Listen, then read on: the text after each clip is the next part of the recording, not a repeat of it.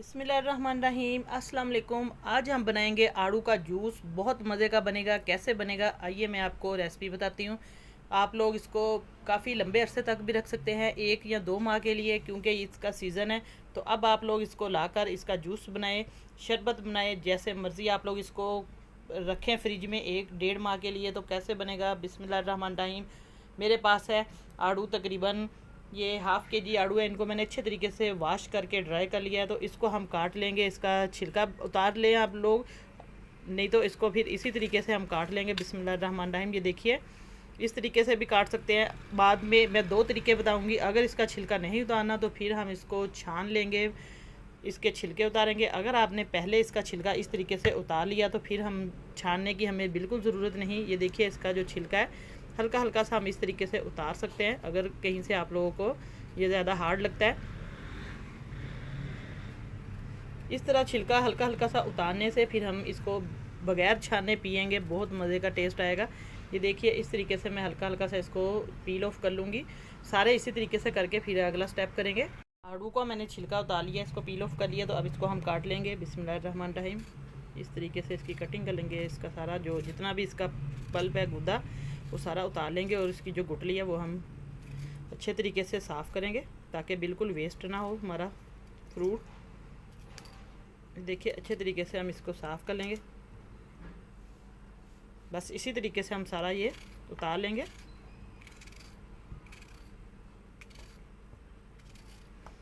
क्योंकि ये fresh juice है, घर में बनेगा, बहुत ही मज़े का बनेगा और बहुत ज़्यादा ये फ़ायदेमंद है। तो इसलिए आप लोग ये लाजमी रेसिपी बनाएं, इसकी बिल्कुल ना करें। बस इस तरीके से मैं सारे काट लूँगी। अब हमने इसका सारा जो है गुद्दा काट लिया है। तो अब एक बर्तन लेंगे, पतीली ले लेंगे, उसके अंदर हम पानी ऐड कर देंगे। बिस्मिल्लाहिर्रहमानिर्रहीम। तकरीबन 2 गिलास मैं पानी के इसके अंदर ऐड कर दूँगी। इतना पानी डालना है आपने अपने आड़ू के हिसाब से कि ये गल जाए उसके अंदर। बिस्मिल्लाहिर्रहमानिर्रहीम। ये देखिए, इस तरीके से हम इसको ऐड कर देंगे।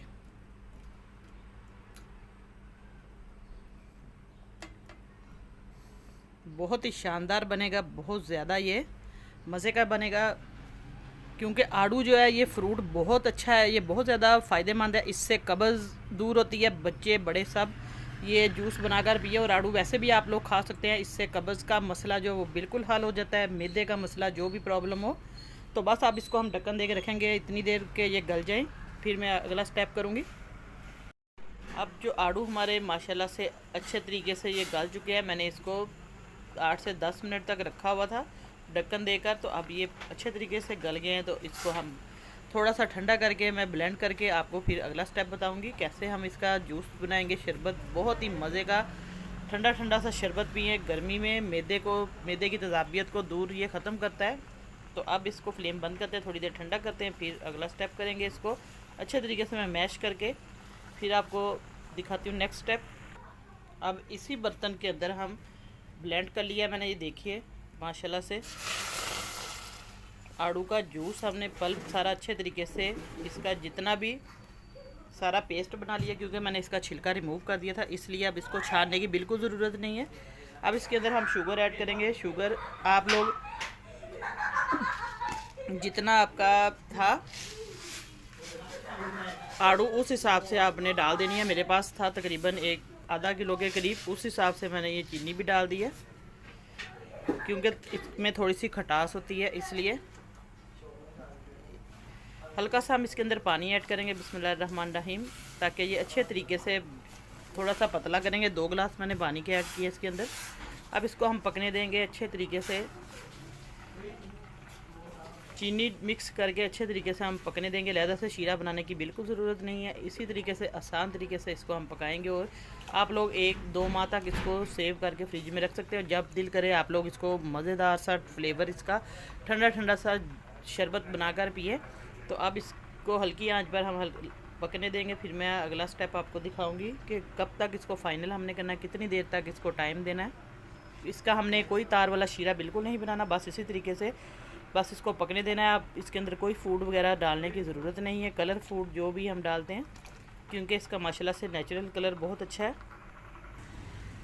अब जो हमारा आड़ू का जूस है, शरबत है, काफ़ी हद तक पक चुका है। क्योंकि इसको हमने थोड़ा लंबे अरसे के लिए रखना है, इसलिए इसको हमने अच्छे तरीके से पकाना है ताकि ये ख़राब ना हो। अब इसके अंदर मैंने छोटा टीस्पून है नमक काले का डालेंगे, हम काला नमक डाला है, थोड़ा सा हम सफ़ेद नमक डालेंगे 1 टीस्पून के करीब, इससे फ्लेवर बहुत मज़े का आएगा। ये सॉल्ट है वाइट वाला। तो अब इसकी हम मिक्सिंग कर देंगे अच्छे तरीके से। अब लास्ट में हम इसके अंदर थोड़ा सा लेमन, 1-2 ड्रॉप्स लेमन के हम इसके अंदर छिड़केंगे ताकि ये थोड़ी ज़्यादा अरसे तक ये ख़राब ना हो। अगर लेमन ना हो तो सिरका भी डाल सकते हैं आप लोग इसके अंदर। 1-2 ड्रॉप्स हम इसके अंदर लेमन के डालेंगे बस, इससे थोड़ा सा इसका जो। अब इसके अंदर हम नमक डालेंगे, सॉल्ट आधा 1 टीस्पून के करीब, और थोड़ा सा हम डालेंगे इसके अंदर ब्लैक वाला जो नमक है, वो काला नमक डालेंगे, इससे बहुत मज़े का टेस्ट आएगा। और अब इसके अंदर हम थोड़ा सा, क्योंकि ये लेमन है, हल्का सा हम इसके 1-2 ड्रॉप्स लेमन के डाल देंगे। आप लोग इसके अंदर सिरका भी डाल सकते हैं। लेमन से इसकी जो काफ़ी अरसे तक ये ख़राब नहीं होगा, शेल्फ़ लाइफ जो है इसकी बढ़ेगी, 1 से 2 माह तक हम इसको रख सकते हैं। तो बस अब इसकी मिक्सिंग कर देंगे। अब माशाल्लाह से ये बिल्कुल फ़ाइनल लुक इसकी तैयार हो रही है। ये देखिए काफ़ी थिक हो गया। अब हम इसको उतार लेंगे। बहुत ज़्यादा हमने इसको शीरे वाली तार बिल्कुल नहीं बनाना। अब इसको हम उतारेंगे, फ्लेम बंद करके इसको ठंडा होने के लिए रखेंगे। फिर मैं आपको ठंडा करके गिलास में डाल के सर्व करके दिखाऊंगी। अब इसको ठंडा कर लिया हमने, बहुत ही मज़े का हमारा जो जूस है रेडी है। तो अब इसको गिलास में सर्व करेंगे। अब हम गिलास में आइस डालेंगे, बर्फ़ डालेंगे और बिस्मिल्लाहिर्रहमानिर्रहीम बहुत ही मज़े का ठंडा ठंडा सा जूस डालेंगे। आप लोग इसके अंदर पानी भी ऐड कर सकते हैं और इस तरीके से भी कर सकते हैं डायरेक्ट।